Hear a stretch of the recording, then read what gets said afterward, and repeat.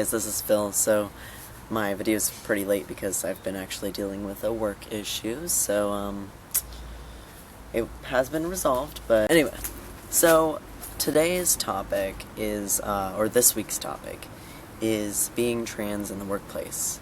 So I transitioned pretty much in the same job up to this point. This is my 20th month on testosterone, and well, it has been pretty difficult.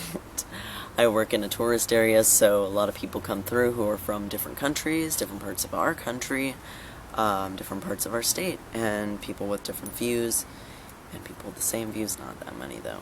So, it's been kind of a challenge with that, but it's been an interesting experience, transitioning and seeing that actual flip from being misgendered to, or mostly misgendered to mostly not misgendered. So I still do get misgendered. I got misgendered yesterday, and I think that's because my hair is getting longer, so it's whatever.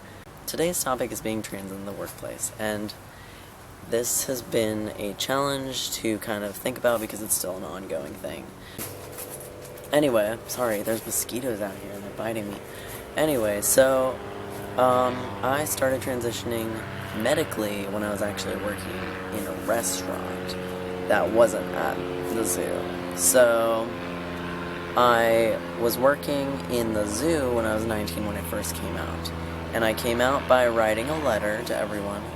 And I wrote this letter that said basically, these are my pronouns, this is my name, this is what I expect to be called, I value you as my peer, but I do need your cooperation, and I'd like to invite you into this part of my life. If you have an issue with calling me Phillip, you can call me Suarez, that's fine. That's how I kind of went about it. So I wrote this letter, and I kind of just basically printed out a bunch of them, enough for everyone, and I still have a copy of it, actually in my car, and it basically just said that, you know, this is who I am and I'd like to be open with you. So that was just it was a challenge. Some people took it really well, some people just kind of took it so, and it wasn't that bad at first. About 2 months later, I'm working in the zoo food area, and I'm making pizzas, and one of my coworkers is telling me that we're gonna call him Donald, like Donald Trump. That's not his name, but we'll call him Donald. So Donald has been talking about me and saying that he saw me in the men's restroom and he doesn't think that I should be allowed in the men's restroom, and it made him uncomfortable. So he went to HR and he kind of asked for permission to say that I'm not allowed to use the men's restroom. So I was using the women's restroom for a long time because it was one of those situations where I didn't pass at all, and I was in a work setting, so I didn't want to freak people out. But the longer that I went, I started working out, I started taking vitamins, and I just decided to start using the men's restroom, whatever. I worked the door exiting my department area, literally was next to the restroom, so it wasn't a big deal. I usually held it. I actually got a bunch of urinary tract infections, still dealing with all that. So this coworker was just starting a fuss about me, just to other coworkers behind my back. So I just went straight to my manager and I told her this was going on and that it made me extremely uncomfortable and I didn't appreciate it and I need it to stop. So she actually talked to Donald, and Donald said he would stop, but it just kept going. Now, at one point, it actually escalated to the point where he actually made a Facebook status about me, not using my name, but he did use my profile picture. Now, he made this whole long status about the story of him catching me in the bathroom and me peeking through the crack in the fucking wall and saying that he was already pulling his self out and that he didn't think I should be allowed on the men's restroom. So this was at the first beginnings of the bathroom bills being introduced and talked about. It was before it was really mainstream, but this guy was a very conspiracy theory YouTube guy. Like, he watched a lot of, like, fake news, and he, like, didn't believe in vaccines, whatever. If you don't believe in vaccines, that's your thing.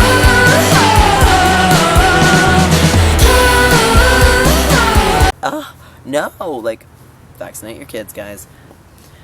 Anyway, so this guy was very conspiracy theory guy, and so I think he was ahead of the media a little bit with this story, but it was just when, like, little whispers were caught. Like, my therapist was a trans woman, and she was really awesome. I just love her. Anyway, she really, like, she's just like, we were just, like, talking about this, and it was like, oh my gosh, I'm just now hearing about this. I hope it doesn't become a thing, and I was like, someone's gonna blow it up. So, that happened. Anyway, so this was just in the beginning, and it started a whole debate on his comment things, and it wasn't really a debate, it was just everyone agreeing with him, and posting memes. My face is there, you know what department I'm in, you know what I look like, you know that I use a men's restroom. Like, that's just a recipe for someone assaulting, or just being rude. Like, I don't want to deal with that at work. So, anyway, I just went straight to HR, and I was like, listen, this is not okay. Like, I don't appreciate this. I can't tolerate this at work. I can leave, but I'm not about it. So he was, like, super mad that this was happening, and he was, like, irritated that this got this far. So, obviously, he offered for the guy to get fired, and I said, no, I don't want this guy to get fired. So I didn't want him to get fired. Long story short, it's hard. It really is. But, honestly, like, my advice to you is, if you're safe, and you know you're going to have a good support system, and you know that your workplace is actually going to defend you, because in the end, the HR guy is a really cool guy. He actually really did defend me, and he really did work hard to make sure that didn't happen. And I've had run-ins with customers who have said that I don't belong in the restroom, and there have been people who have told their kids in front of me that I was dangerous. It's hard. Like, those things come with it, and it's one of those things you have to consider when you come out at work. Because you are in danger when you go into the men's restroom and you're not passing. You are in danger of someone confronting you, whether it be with a nasty word or even something physical or a hurtful sentence to their children. It's all a part of it. And when it kind of depends on where you live. I live in the south part of the United States, and we all know how that's going down here. So it's hard, guys, so I'm not going to pretend that it's something that's all hunky-dory, because there's challenges, there's people who are not informed, and it's one of those things you kind of have to take with grace, because at some points you're going to want to smack someone, and even now, when I still get misgendered, and I've been 20 months on testosterone, so it's like, you know, you gotta take it, and you gotta understand that you can't control those people's reactions, you can't control what they say. All you have control over is yourself, and how you react to them, and how you turn it into a moment that you can grow. This doesn't mean that you are responsible for educating everyone in your workplace about trans people.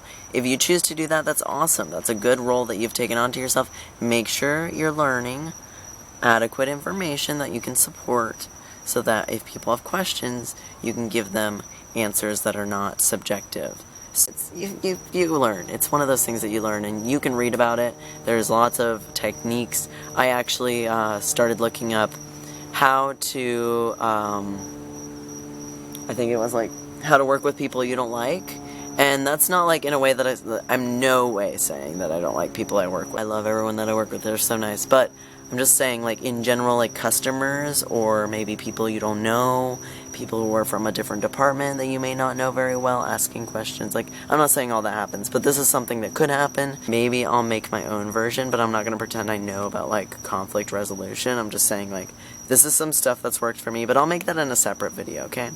We'll keep this short. So, anyway, it's challenging. So, if you know that you're going to be safe, and you know you're going to be supported, I think that you should go for it. It's worth it, and you need to make sure that you're prepared for everything that comes with it. Okay, I hope I helped you guys understand a little bit more of what might come with all that. Maybe you have some thoughts about it, maybe you have some experiences. Let me know in the comment section. Thank you guys for watching. Thank you guys for subscribing to AmbiguiT. You are all very, very, very wonderful for supporting us. So we love you.